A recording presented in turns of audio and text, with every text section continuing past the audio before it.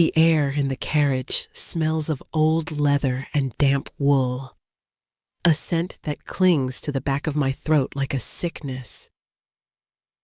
It is the smell of transaction, the smell of being sold.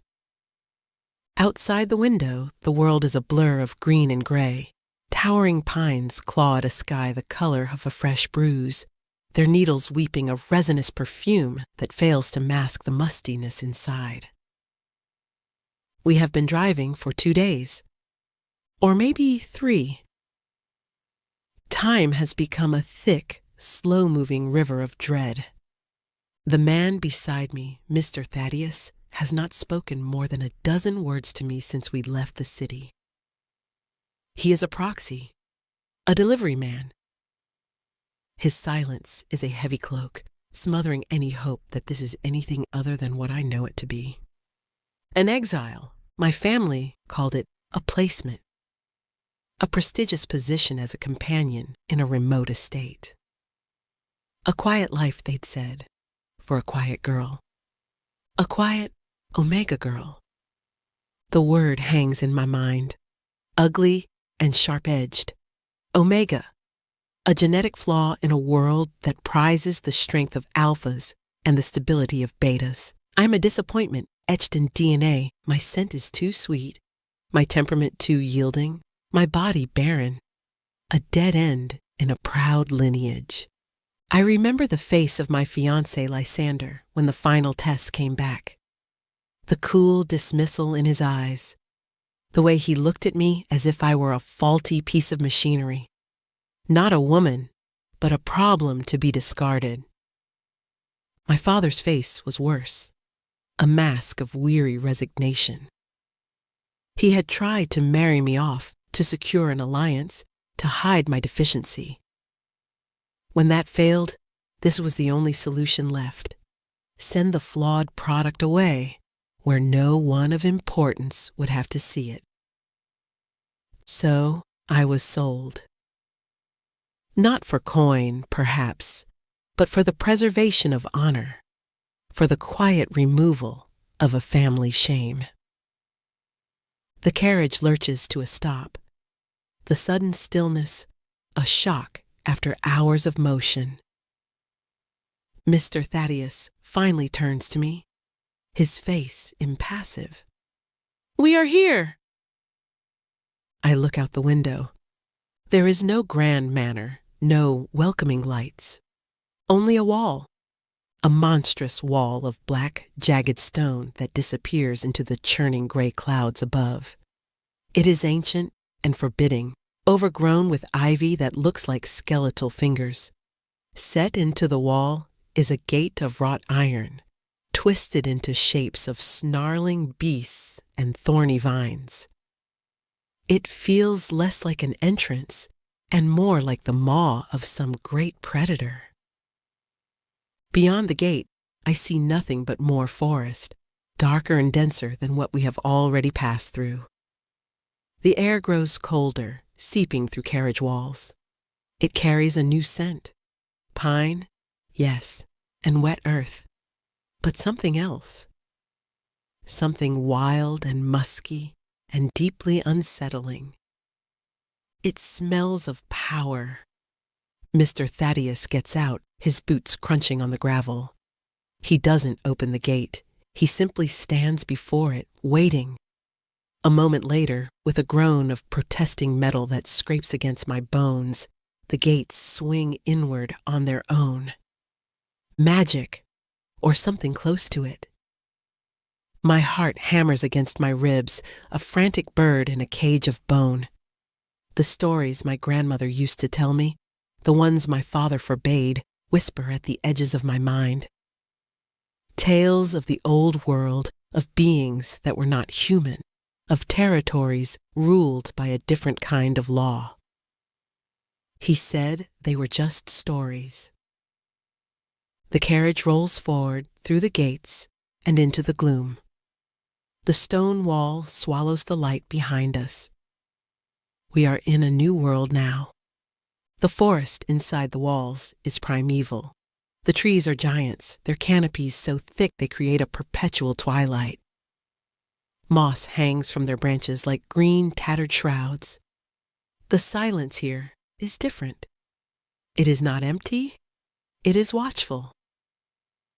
I feel 1,000 unseen eyes on me, and the fine hairs on my arms stand on end. After another 10 minutes of crawling through the oppressive woods, a structure resolves out of the shadows. It is a house, I suppose, but it looks more like a fortress carved from the mountain itself. It's all dark stone and sharp angles, with narrow windows like arrow slits. It is a place built for defense, not comfort. A place to keep the world out, or something terrible in.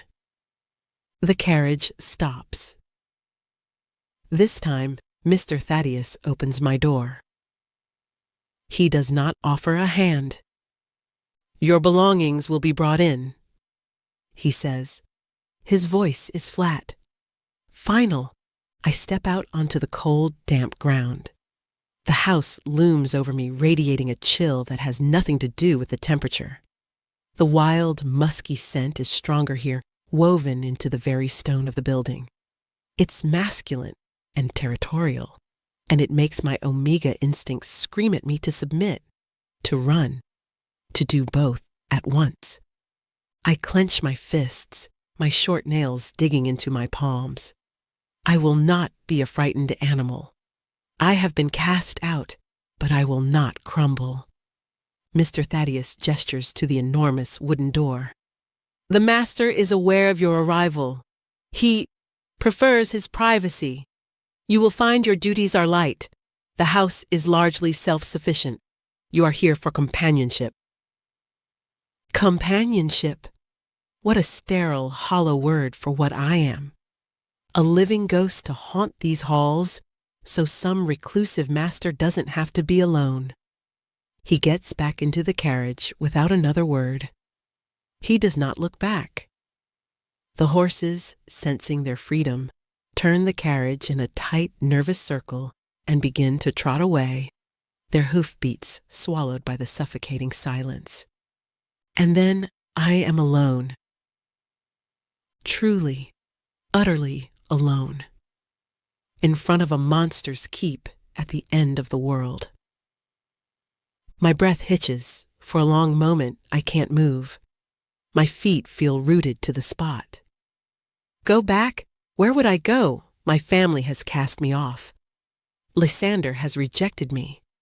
The world I knew has no place for me.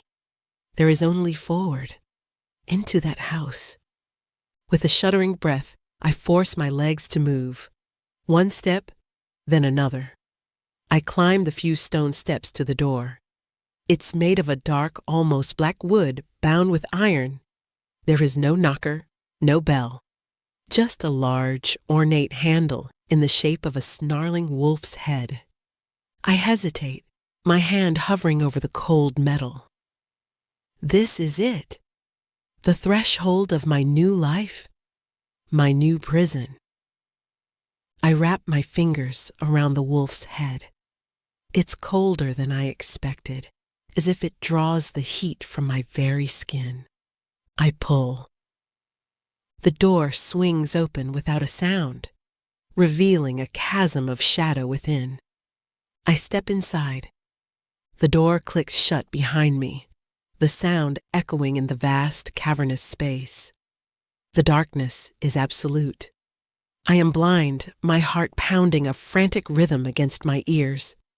The air is thick with that same wild scent, so potent it makes my head swim. It's the scent of him, the master of this place. I take a tentative step forward, my hands outstretched, and stumble as my foot catches on something. I gasp, flailing for balance, and my fingers brush against cool, smooth wood. A table.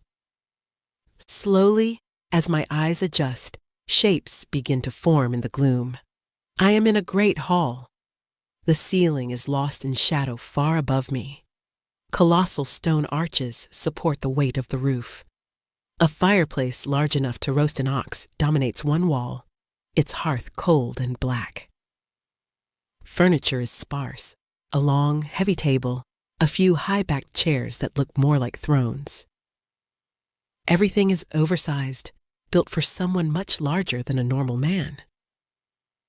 The silence is unnerving. It presses in on me, heavy and alive. Where is he? This master who requires a companion but prefers his privacy. A flicker of light draws my eye. High on the wall, a torch suddenly ignites, its flame a sputtering orange flower in the dark. Then another, and another. They burst into life one by one, chasing the shadows up into the rafters. The hall is illuminated in a warm, dancing light. It is no less intimidating. Tapestries depicting brutal hunting scenes hang between the arches. Weapons, swords, axes, cruel-looking spears are mounted on the walls. This is not a home. It is a lair. "Hello!" I call out, my voice a small, trembling thing in the immense space. Only the crackle of the flames answers me. My luggage, a single trunk containing the plain dresses and practical shoes my mother had deemed appropriate, sits by the door. Everything I own in the world. I feel a desperate, rising panic. This is a mistake, a terrible mistake. I am prey that has just walked willingly into the den. I need to find my room, my space, a door I can lock. I turn, scanning the walls, and see a sweeping stone staircase at the far end of the hall. It seems my only option. Clutching the strap of my worn travel bag to my chest like a shield, I make my way towards it. My soft-soled shoes make no sound on the flagstones. I feel like an intruder, a mouse scurrying through a lion's den. The staircase is wide and cold. As I ascend, the torchlight from below casts my shadow long and distorted on the wall beside me. It looks like a frightened wraith clinging to me. The upper floor is a long gallery lined with closed doors. Which one is mine? There are no signs, no one to ask. The feeling of being watched intensifies. It's a prickle on my skin, a weight on the back of my neck. He's here, somewhere, watching me. I pick a door at random, my hand shaking as I reach for the handle.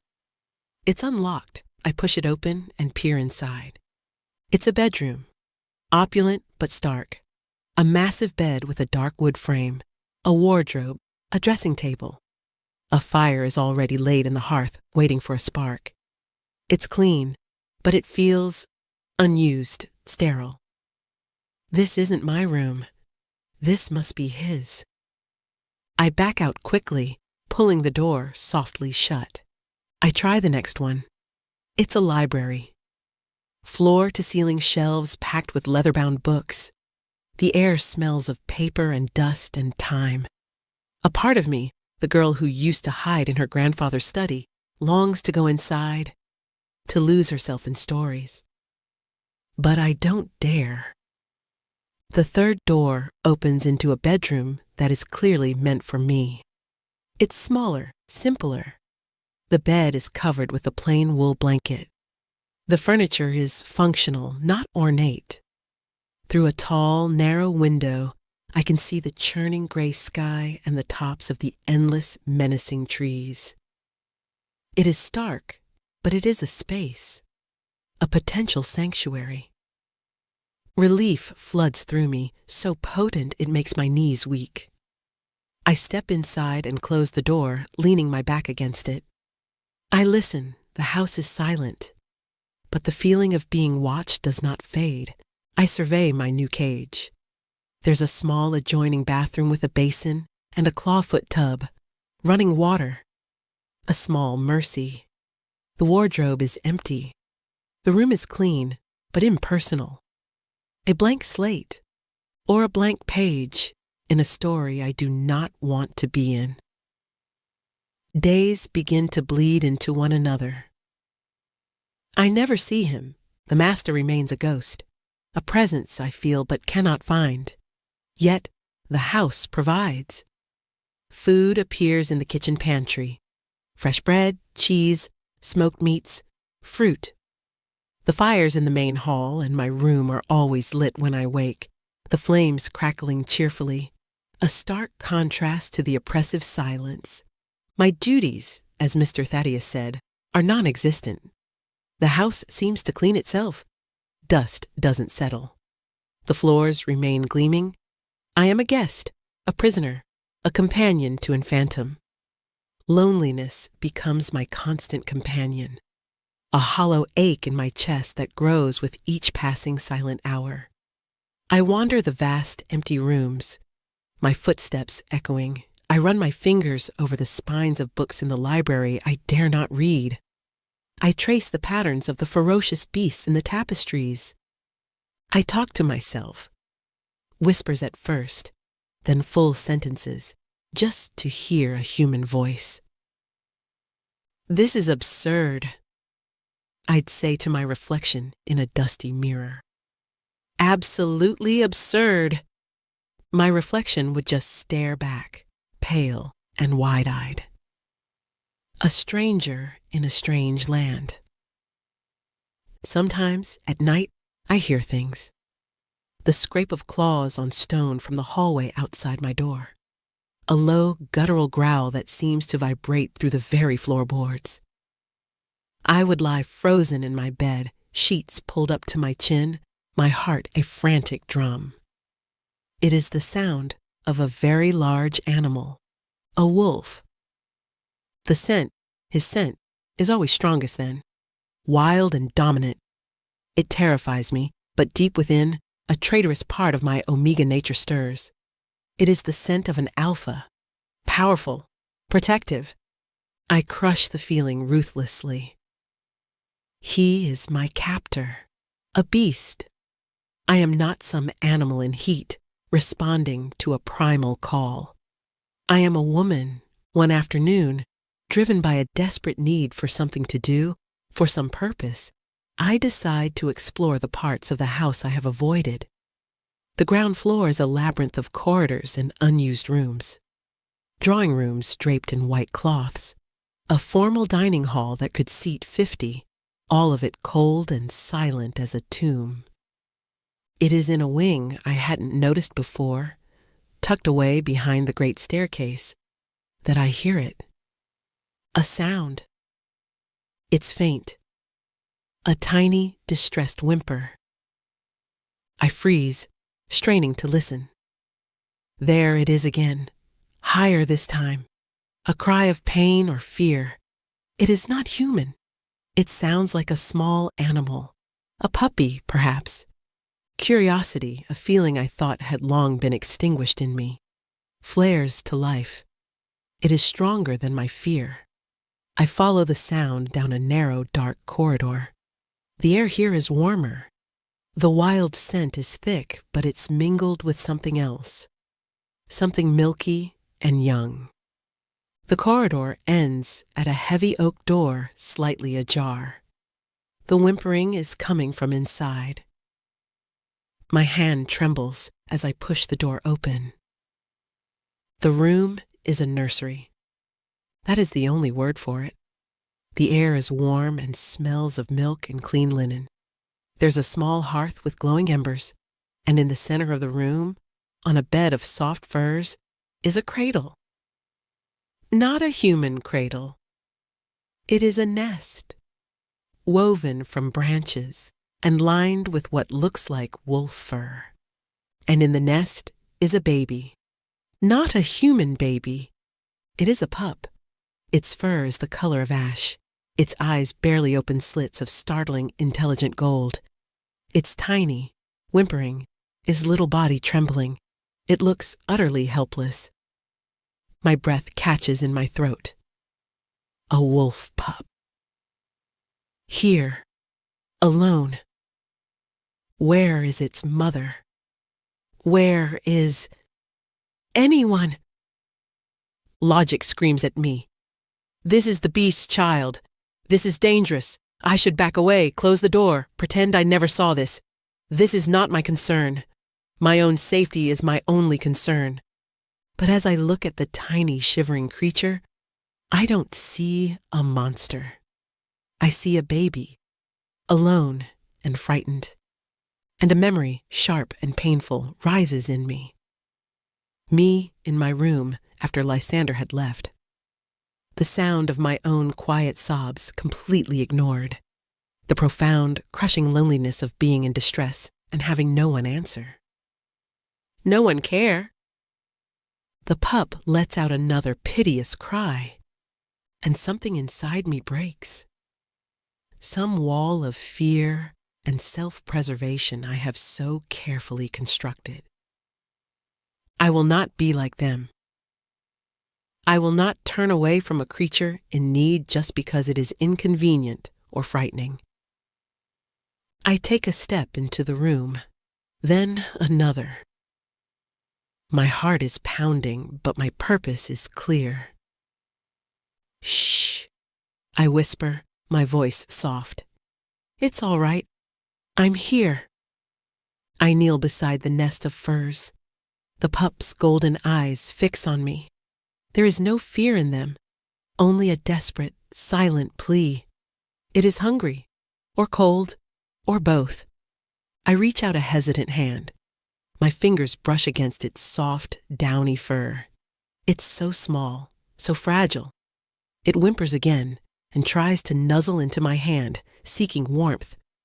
Compassion, fierce and overwhelming, floods me. It's a feeling so powerful, it brings tears to my eyes. Okay, I murmur, more to myself than to the pup.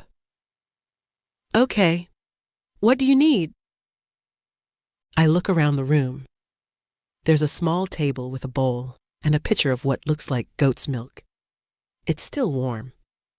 He must have been here. The master.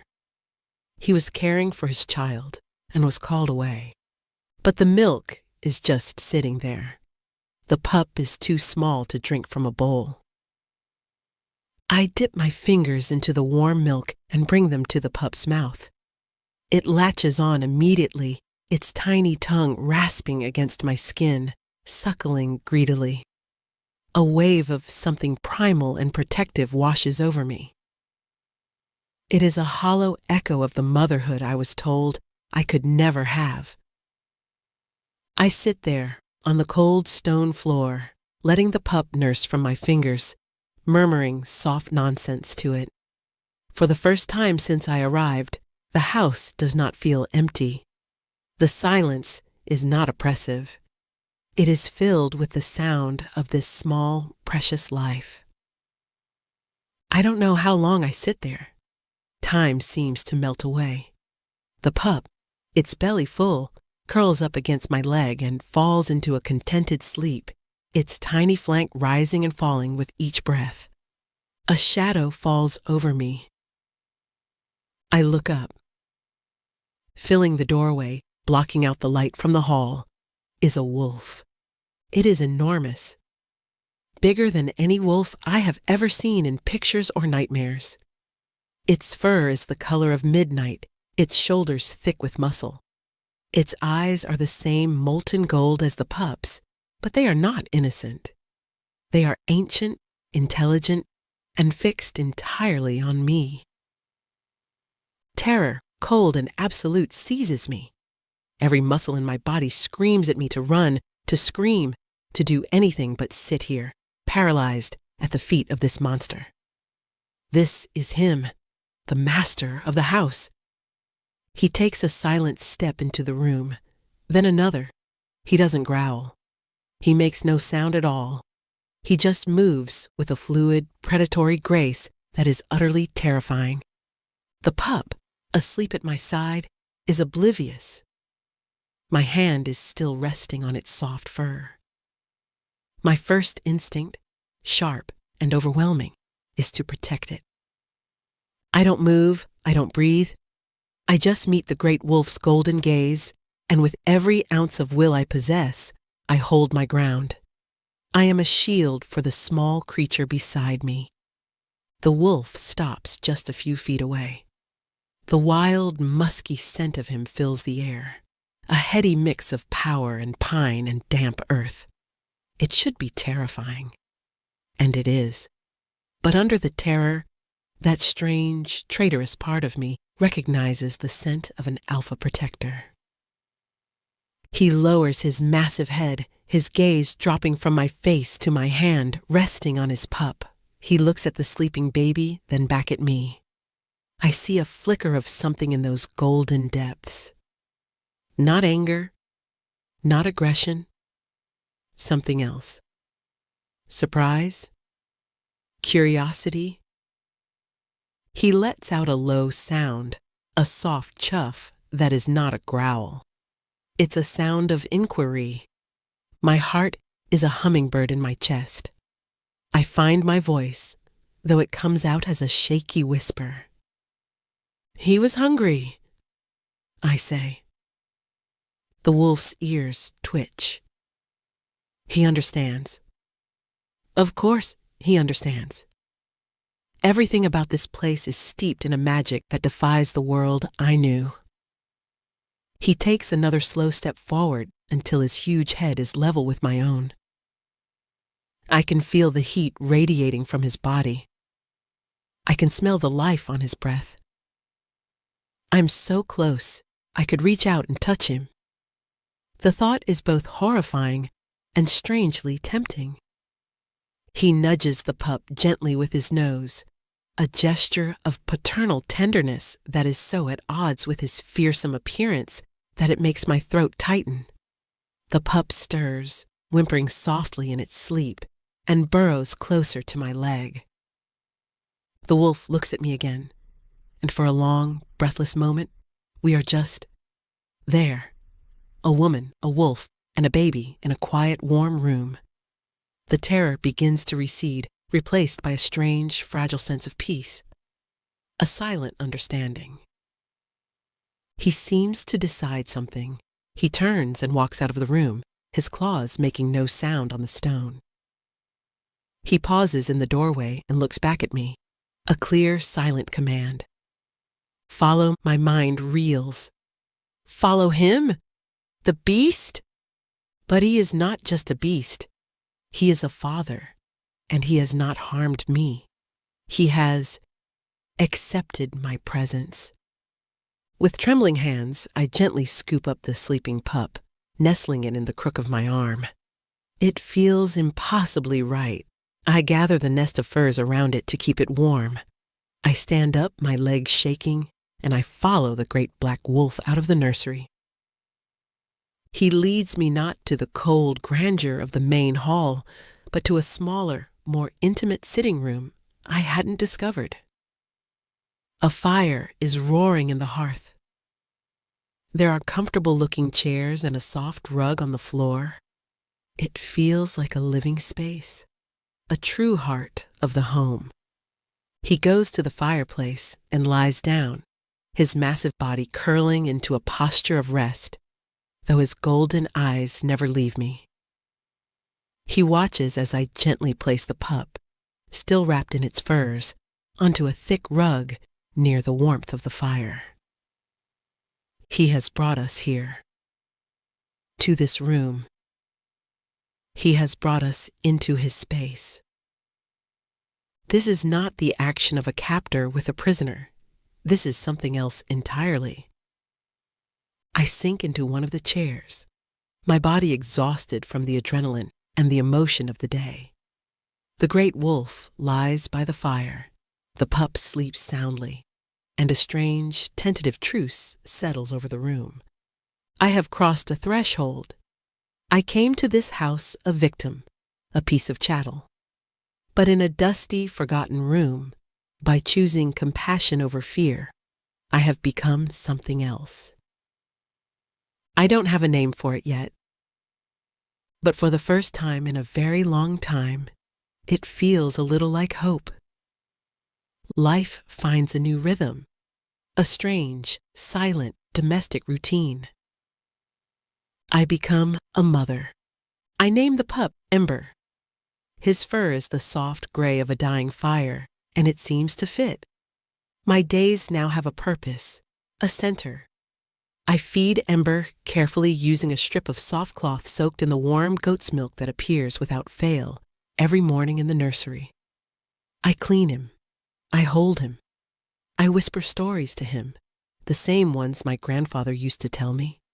Tales of mischievous sprites and honorable dragons. And he is always there. The wolf, my silent, watchful guardian. He never leaves us. He follows me from room to room, a huge dark shadow at my heels. When I sit by the fire with Ember sleeping in my lap, he lies at my feet, his massive head resting on his paws, his golden eyes watching me. When I walk the echoing halls, he pads silently behind me. The fear I once felt has been replaced by a strange, deep-seated comfort. His presence is a shield. The oppressive, watchful silence of the house is gone, replaced by the quiet companionship of his breathing, the soft thud of his tail against the floorboards when I speak. I start talking to him too. At first, it feels foolish, confiding in a wild animal. But his gaze is so intelligent, so intent, it feels like he understands every word. He has your eyes, I tell him one evening, stroking Ember's downy head as he sleeps. The wolf, lying by the hearth, lifts his head, his ears perked. They're beautiful, like liquid gold. A low rumble vibrates in his chest, a sound of contentment. I tell him things I have never told anyone. I tell him about my family's disappointment, the cold weight of their shame. I tell him about Lysander, about the humiliation of being rejected, of being deemed unworthy. I tell him about the crushing loneliness, the feeling of being invisible. They never saw me. I whisper, my voice thick with unshed tears. They just saw a problem, a flaw. I look at the wolf, at his steady, unwavering gaze. You see me? I say, the truth of it hitting me with surprising force. Don't you? He makes that soft chuffing sound again and shifts closer, resting his heavy head on the arm of my chair, his nose just inches from my hand. The musky, wild scent of him is no longer frightening. It is the scent of safety, of home. Tentatively, my heart stuttering, I reach out and rest my hand on his head. His fur is thick and surprisingly soft beneath my fingers. It's like touching living midnight. He doesn't flinch. He doesn't move at all. He just closes his eyes and leans into my touch with a soft sigh that is achingly vulnerable. A connection sparks between us, a fragile, unspoken thing that is more real than any conversation I have ever had. In this silent house, with a beast for a guardian and a pup for a child, I am not lonely. I am seen. Ember grows with an impossible speed. Within a week, his eyes are wide open, and he is tumbling and playing, his little paws unsteady. His teeth are coming in, sharp little needles that he tests on my fingers with gentle nips. His healing and growth are unnatural, magical. The wolf's intelligence is equally unnerving. One afternoon, I'm in the library, finally daring to pull a book from the shelves. The air has a sudden chill, and I shiver, wrapping my arms around myself. I think aloud, I should have brought a shawl. A few minutes later, the wolf appears in the doorway, a thick woolen shawl I'd left in my room held gently in his mouth. He drops it at my feet and looks at me expectantly. I stare at the shawl, then at him, my mouth agape. How? He just lies down, his tail giving a single, satisfied thump. Fear has no place here anymore.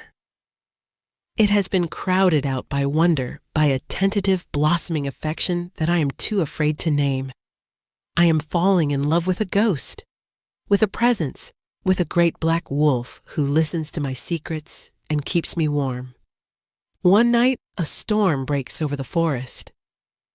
Wind howls around the stone house like a grieving spirit. Rain lashes against the windows. Thunder cracks, rattling the very foundations of the building.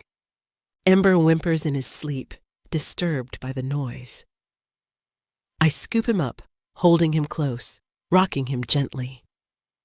The wolf rises from his spot by the fire and comes to my side, pressing his solid, warm body against my legs, a living anchor in the storm. Another clap of thunder, louder this time, makes me jump, a small cry escaping my lips. I have always hated storms. They remind me of the shouting in my childhood home, the slamming doors, the feeling of being small and helpless in the face of a rage I couldn't understand. The wolf nudges my hand with his wet nose, his golden eyes full of a concern that is profoundly, achingly human. "It's all right," I whisper, more to him than to myself. "I'm all right." But I'm not. A tear escapes and traces a cold path down my cheek, then another. Soon, quiet sobs are shaking my body, the culmination of weeks of pent-up emotion, grief for the life I lost, fear for the future I can't see, and a strange, overwhelming gratitude for this bizarre, peaceful sanctuary I have found. The wolf makes a low, distressed sound in his throat. He rests his heavy head in my lap, next to the sleeping pup. I bury my free hand in the thick fur of his neck, clinging to him as the storm rages outside and inside me. He is my comfort, my confidant, my protector. In the heart of the storm, I realize the truth. I am no longer a prisoner here. I am home. The knock on the door is so alien, so out of place in my silent world, that at first I think I have imagined it. It comes again, louder this time. A sharp, impatient rapping that echoes through the great hall. I freeze in the sitting room, Ember stirring in my lap. The wolf, Zephyr, for that is the name I have given him in my heart, a name that feels strong and ancient, like him, is instantly on his feet. A low, menacing growl rumbles deep in his chest, a sound I have never heard from him before. The fur along his spine bristles. Who could be out there? Mr. Thaddeus would not return. No one knows I am here. The knocking becomes a pounding. "Seraphina! I know you're in there! Open this door!" The voice. Ice floods my veins. I know that voice. It is laced with the same arrogance, the same proprietary tone that I have spent months trying to forget. "Lysander!" Zephyr's growl deepens, vibrating through the floor. He looks at me, his golden eyes blazing with a protective fury that is terrifying and beautiful. He takes a step towards the hall, a clear intention to meet the threat head-on. "No," I whisper, my voice tight with panic. "No, Zephyr. Wait." He can't go out there. Lysander is from my world, a world of cruel logic and cold iron. He won't understand. He will see a monster. He might have a weapon. "Seraphina!" Lysander's voice is closer now, shouting through the door. "Don't be a fool! I've come to take you home. Your father has come to his senses." Home. The word is a bitter poison on his tongue. Zephyr ignores my plea, He stalks out of the sitting room, a silent black wraith of righteous anger. I scramble to my feet, placing the now awake and whimpering Ember into the safety of the nest by the fire, and run after him. I reach the great hall just as the main door splinters inward, torn from its hinges by a brutal kick. Lysander stands framed in the doorway, his handsome face twisted in a sneer. Behind him stand two other men, burly and grim-faced, armed with heavy rifles. His eyes scan the hall and fix on me. His sneer softens into a look of condescending pity. "There you are, living in this hovel. Did you really think this was better than being with me?" Before I can answer, Zephyr emerges from the shadows beside the staircase. The air is sucked from the room. Lysander's men gasp, their knuckles white on their rifles. Lysander himself takes a step back, his face draining of all color. The sheer size of Zephyr, the palpable aura of ancient power that radiates from him, is enough to stop any man's heart. "What in the hells is that?" Lysander breathes, his arrogance replaced by raw fear. Zephyr does not wait. He does not hesitate. With a roar that is the sound of the forest's own fury, he lunges. It is a blur of black fur and righteous violence. He is not an animal. He is a force of nature. He slams into the two armed men before they can even raise their weapons, sending them flying like dolls. Bones crunch. Men scream, a sound that is quickly cut off. Lysander, recovering from his shock, fumbles inside his coat. He pulls out not a gun, but a knife. Its blade gleams with a sick, silvery light. Silver. The old tales. The forbidden stories. They were all true.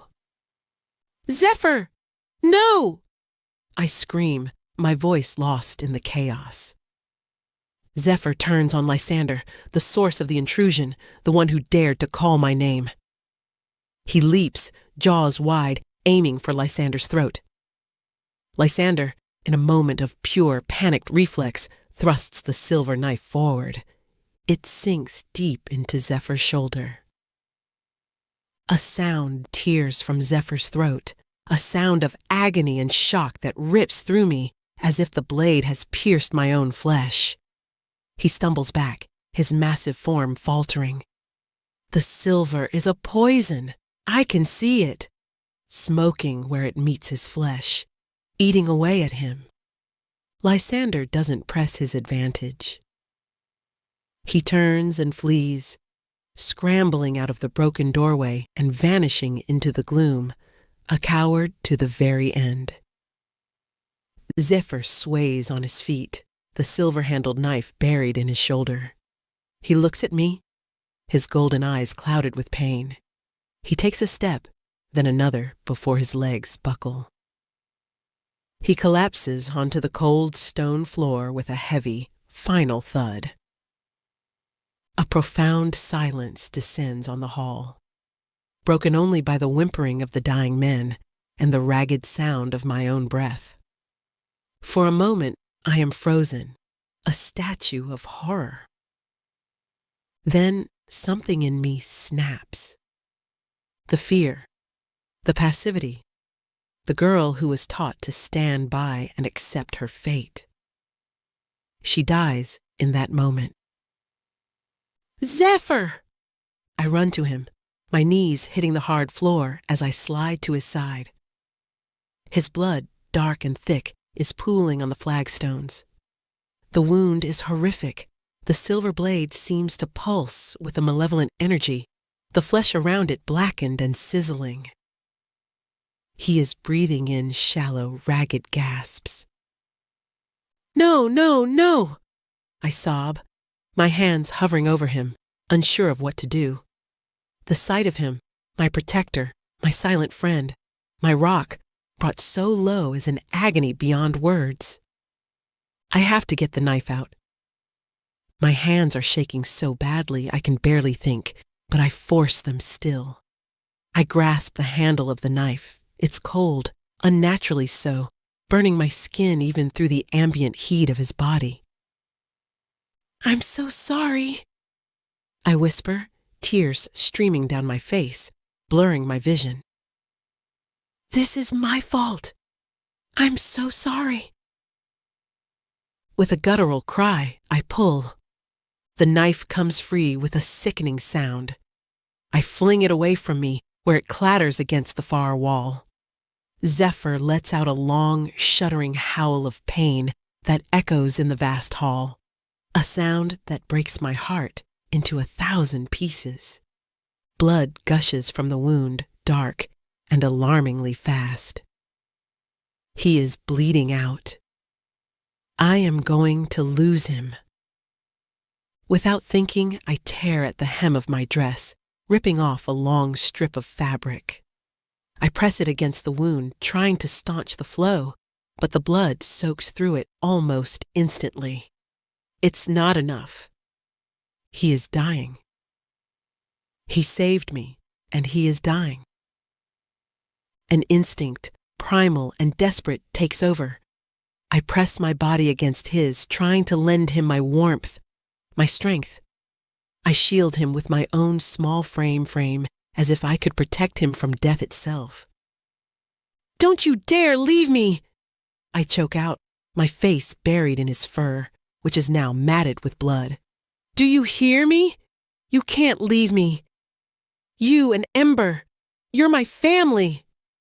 I press harder against the wound, my own blood, from where the cursed knife burned my hand, mingling with his.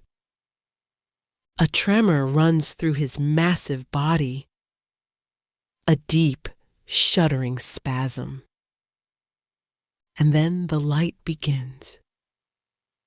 It starts at the wound, a soft, golden luminescence that pulses in time with his fading heartbeat. It spreads outwards, a web of light crackling over his black fur. The air grows thick, charged with an energy that makes my teeth ache and my hair stand on end. I pull back, my eyes wide with awe and terror. His form is shifting, dissolving. Bones crack and reshape with sounds that are both horrifying and sacred. The black fur recedes like a dying shadow, revealing pale skin beneath. The massive wolf skull elongates and softens, the snout pulling back, the feral lines melting into the features of a man. I am kneeling on the floor of a blood-soaked hall, watching my wolf die, and watching a man be born from his pain. The transformation is agonizingly slow, then terrifyingly fast. Where a giant wolf lay bleeding, there is now a man. He is naked, sprawled on the cold stone, his body a canvas of taut muscle and old scars. His hair is as black as his pelt, long and tangled, plastered to his skin with sweat and blood. The horrific wound is still in his shoulder, but it is a wound in human flesh now, ugly and deep. He is devastatingly beautiful, and he is dying.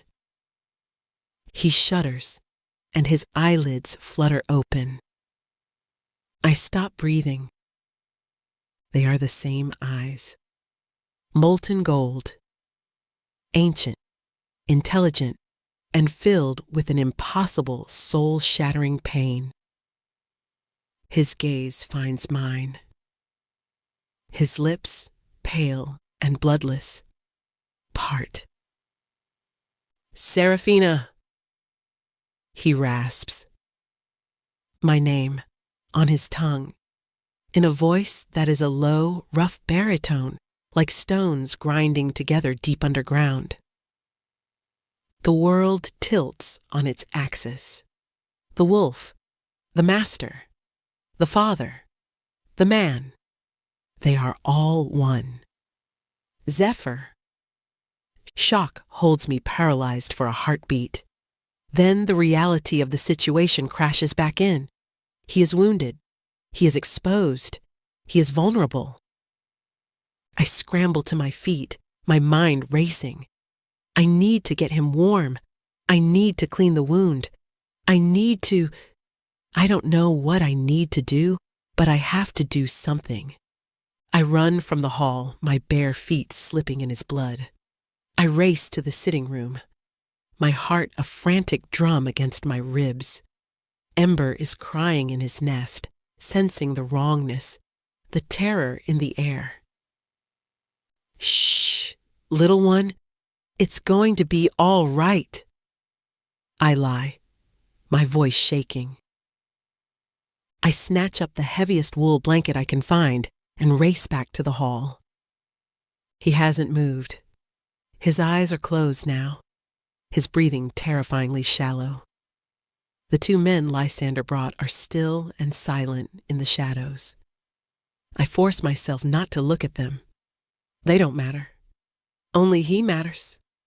I kneel beside him and gently, awkwardly wrap the heavy blanket around his body. His skin is clammy and cold, but a feverish heat radiates from the wound. My fingers brush against the hard muscle of his chest, and a jolt, electric and intimate, shoots up my arm. I pull back as if burned. This is not my wolf anymore. This is a man. A naked, wounded man. My mind feels like it's splitting in two. The shock of the revelation is at war with the urgent, practical need to save his life. Practicality wins. I have to move you, I say, my voice trembling. I can't treat you here. His eyes open again, hazy with pain. He looks at me, and a flicker of the same intent I saw in the wolf is there. He understands. He tries to move, to help, but a sharp hiss of pain escapes his lips, and he falls back, his body tense. Don't, I say, my voice firmer now. Don't move.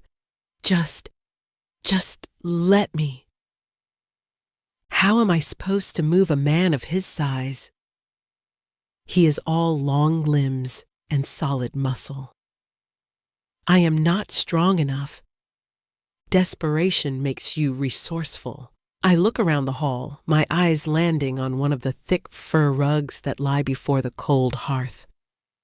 An idea sparks. I drag the heavy rug over to him. It's a struggle. It weighs almost as much as I do. I manage to get one edge of it under his back.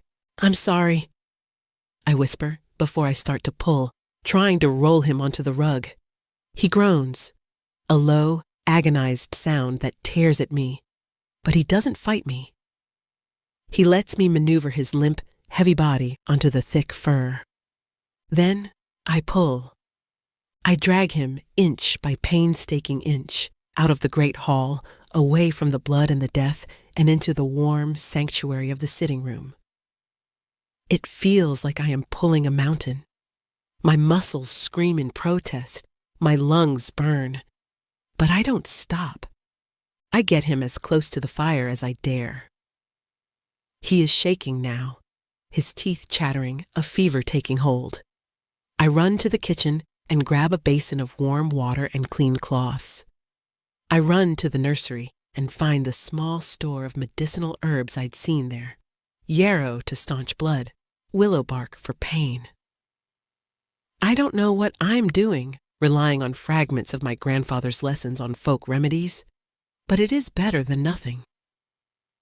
I return to his side. Ember is quiet now, watching us from his nest with wide, worried golden eyes. I have to clean the wound. I have to touch him. Taking a deep breath, I gently pull back the blanket from his shoulder. The wound is a raw, gaping mess. The silver has done its work, leaving the flesh around the edges necrotized and black. But the bleeding has slowed. My hands are shaking, but I dip a cloth in the warm water and begin to clean away the blood. He flinches when I touch him, his muscles tensing, but he doesn't pull away. I work in silence, my focus narrowed to this single terrible task. I clean the wound as best I can, my touch as gentle as I can make it. He watches me the entire time, his golden eyes never leaving my face. His gaze is heavy, filled with 1,000 things I cannot begin to understand. Pain, gratitude, guilt.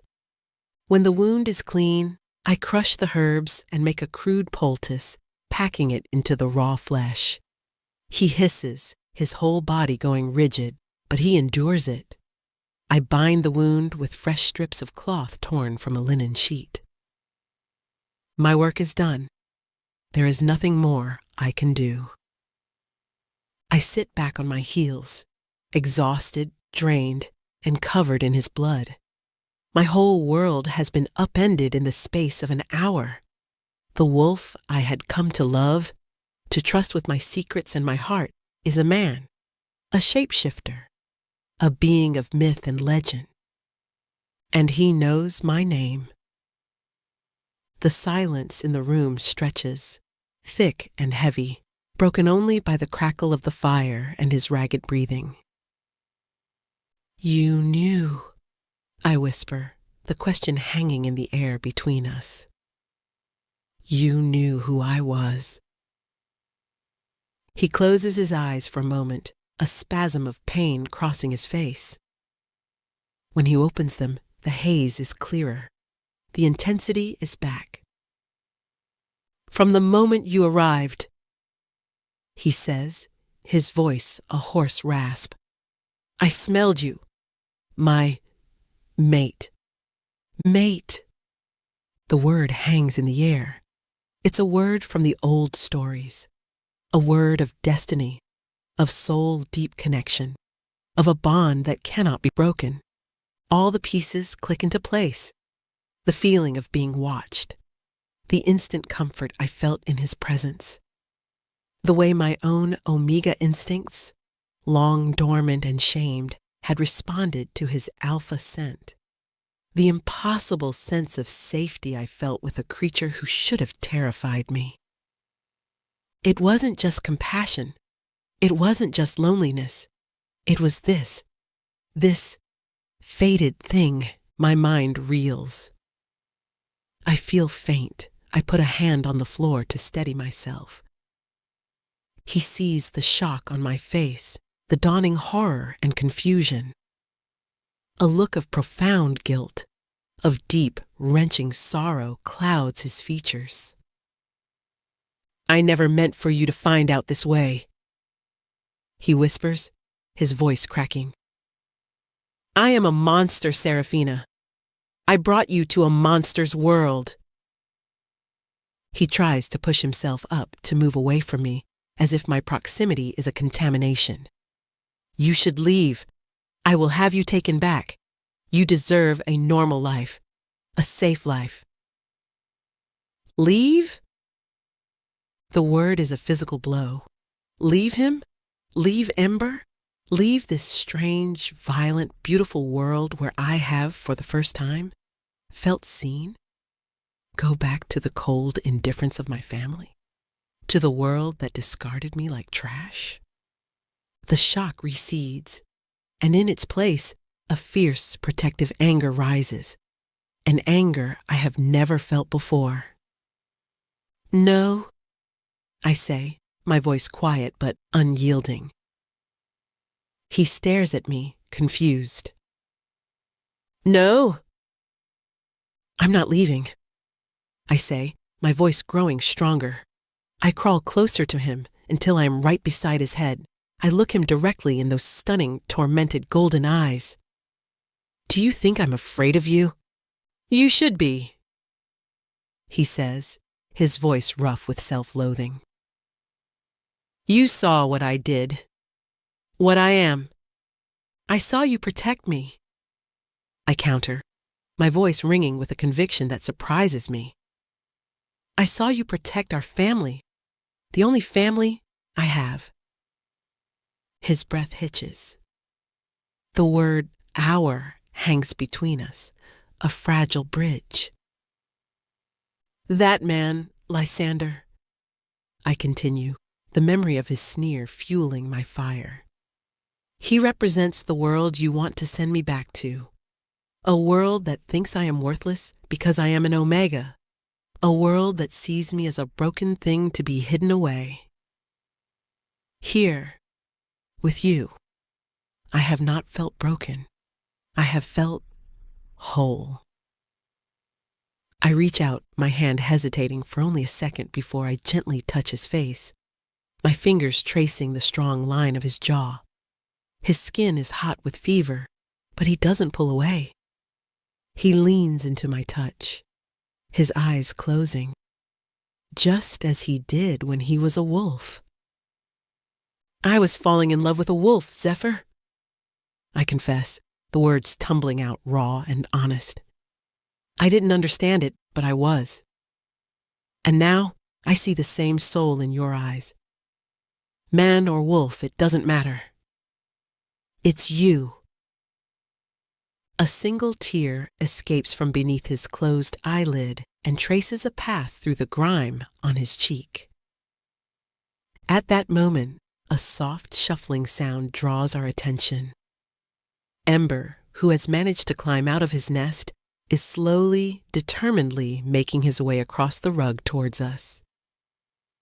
He crawls over to his father's side, nudging his hand with his little nose before settling down, curling up against Zephyr's uninjured arm, a tiny, furry anchor of love and trust.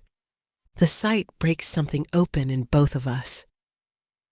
Zephyr opens his eyes, and the guilt and self-loathing are gone, replaced by a raw, naked vulnerability that mirrors my own. I have been alone for a very long time, he whispers, his voice thick with emotion. Since my first mate was killed by humans, I locked myself away. I never dared to hope the fates would grant me a second chance. He looks at me, his gaze so intense it feels like he is seeing into the very core of me. And then you came, compassionate, brave. You touched my son with kindness when you should have run in fear.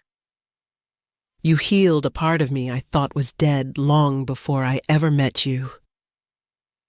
His confession unravels the last of my own restraint. I'm not leaving, I say again, my voice a fierce whisper. This is my home now. You are my home. He raises his uninjured hand, his fingers trembling slightly as he cups my cheek. His thumb gently strokes my skin. The touch is electric, a promise, a question. Seraphina. He breathes, my name a prayer on his lips. And then he closes the small distance between us. His lips meet mine. The kiss is not gentle. It is a collision of pain and relief, of longing and discovery.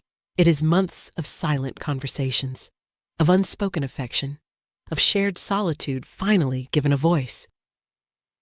His lips are chapped and hot with fever, but it is the most profound connection I have ever known. It is the taste of pine and wild things, of storms and quiet fireside nights. It is the taste of coming home. It is the sealing of a bond, not of fate, but of choice. My choice. I chose the beast. I chose the man. I chose this life. And I would choose it again, 1,000 times over. 6 months pass in a blur of healing and discovery. Zephyr's recovery is swift, almost as unnaturally fast as Ember's growth. The shifter blood in him knits flesh and bone with a vitality that defies human medicine. But the healing of the soul is a slower, more delicate process. We learn each other. In the quiet safety of the fortress, he tells me his stories. He is the alpha of this territory, the last of an ancient line of shifters who have guarded these woods for centuries. He tells me of the betrayal that made him a recluse. His first mate, Isolde, murdered by poachers who saw her wolf form as nothing more than a trophy. His grief had turned to stone, encasing his heart, until the fates, in their infinite and cruel wisdom, had sent him a son from that lost love, and then a second chance mate, me. I, in turn, teach him the quiet language of touch without prelude, of companionship without expectation. I read to him from the books in the library, my voice filling the silence he had lived in for so long. We walk the woods together, he in his human form, his hand clasped firmly in mine.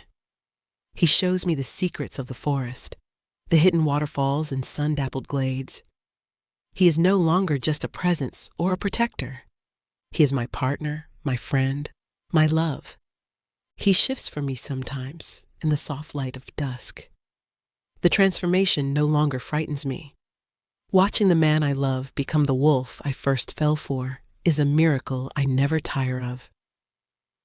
We run together, me on my own 2 feet, laughing as the great black wolf and a now gangly adolescent pup race ahead of me through the trees. The house is no longer a fortress of solitude. It is filled with life, with Ember's happy yelps, with the sound of Zephyr's low laughter, with my own voice, clear and confident. One crisp autumn morning, Zephyr leads me to a clearing deep within the walls of the estate. A small gathering of people are waiting. They are like him. Their eyes hold an ancient light. Their movements have a feral grace. His pack, the few families who remain under his protection. They look at me, a fragile human with cautious curiosity. I feel a flicker of the old fear, the old feeling of being judged. Zephyr stands beside me, his arm a solid, warm weight around my waist. He speaks to them in a language that is both guttural and melodic, the old tongue of his people. I don't understand the words, but I understand the tone. It is a declaration. He turns to me and slips a simple, carved wooden ring onto my finger. It is warm from his touch. My heart, he says, his voice for me alone. My soul, my Luna. The pack members bow their heads one by one, a gesture of respect, of acceptance. I am not an outcast here. I am their alpha's chosen. I belong. Tears well in my eyes, hot and cleansing. Life is perfect. So perfect that I almost forget the world outside these stone walls exists. Almost. A formal-looking carriage, much like the one that brought me here, arrives one afternoon. It stops outside the repaired gates. Lysander steps out. He is not alone. My father is with him. Zephyr, who had sensed their approach long before I did, stands with me on the steps of the house. He is in his human form, dressed in simple, dark clothing. He looks like a lord of the manor, powerful and uncompromising. His hand rests possessively on the small of my back.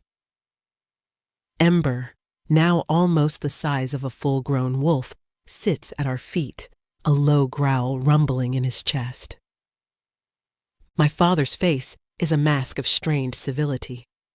Lysander looks diminished. The arrogance is still there, but it's brittle now, edged with fear. He can't look directly at Zephyr. Seraphina, my father begins, his voice stiff. This farce has gone on long enough.